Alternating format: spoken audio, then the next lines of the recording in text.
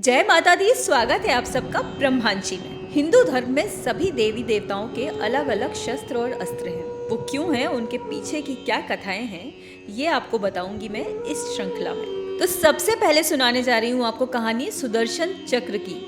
कैसे आया वो भगवान विष्णु के पास शिव जी के द्वारा, और क्यों आया। सुदर्शन चक्र का नाम भगवान विष्णु के 8वें अवतार श्री कृष्ण के साथ अभिन्न रूप से जुड़ा हुआ है। पौराणिक कथाओं के अनुसार भगवान कृष्ण ने सुदर्शन चक्र का इस्तेमाल महाभारत में किया था। पुराणों की माने तो सुदर्शन चक्र एक ऐसा अचूक अस्त्र है जिसे छोड़ने के बाद वो खुद अपने लक्ष्य का पीछा करता है और उसे खत्म करने के बाद ही वापस अपने छोड़े गए स्थान पर आता है। पुराणों के अनुसार भगवान शंकर ने सुदर्शन चक्र का निर्माण किया था एक विशेष कार्य के लिए और उसे विष्णु जी को सौंपा था। फिर भगवान विष्णु ने इस चक्र को पार्वती जी को भी प्रदान किया था जब उन्हें इसकी आवश्यकता पड़ी थी।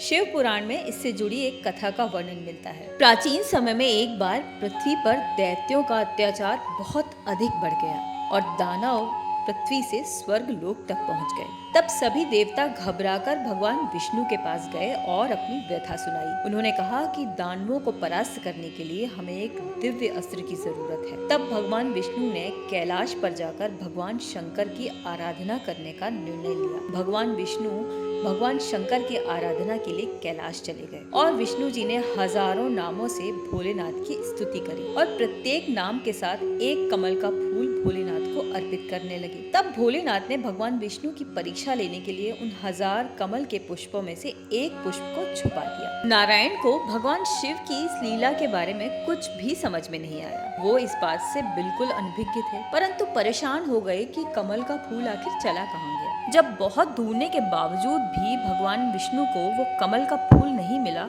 तो उनके मन में ख्याल आया। उन्होंने सोचा क्यों ना मैं भगवान शंकर को अपना एक नेत्र ही समर्पित कर देता हूँ। मुझे भी तो आखिर कमल नयन कहा जाता है। कमल नयन यानी कि मेरे नयन जो हैं वो किसी कमल से कम है क्या? यही सबसे सही है। और इस तरह भगवान विष्णु ने अपना एक नेत्र निकालकर शंकर जी को अर्पित कर दिया। विष्णु जी की भक्ति को देखकर भगवान शंकर बहुत प्रसन्न हो गए, तुरंत प्रकट हुए और उनसे वरदान मांगने को कहा। भगवान भोलेनाथ ने कहा कि तुम क्यों आए हो नारायण मेरे पास? तुम तो स्वयं सक्षम हो, बताओ क्या चाहते हो मुझसे? और तब विष्णु जी ने समस्त दैत्यों को समाप्त करने के लिए भोलेनाथ से एक अजेय शस्त्र मांगा। तब उन्होंने कहा कि भोलेनाथ, मैं आदि के लिए तो सर्वश्रेष्ठ हूँ, परंतु अंत के लिए आपसे उत्तम कोई नहीं है। दैत्यों का अंत करना है, इसीलिए आप एक अजेय शस्त्र दीजिए। तब भगवान शंकर ने सुदर्शन चक्र का निर्माण किया। सुदर्शन चक्र का निर्माण करके उन्होंने भगवान विष्णु को इसे समर्पित किया और कहा कि जाओ, किसी भी दैत्य का अगर अंत करना है तो सुदर्शन चक्र से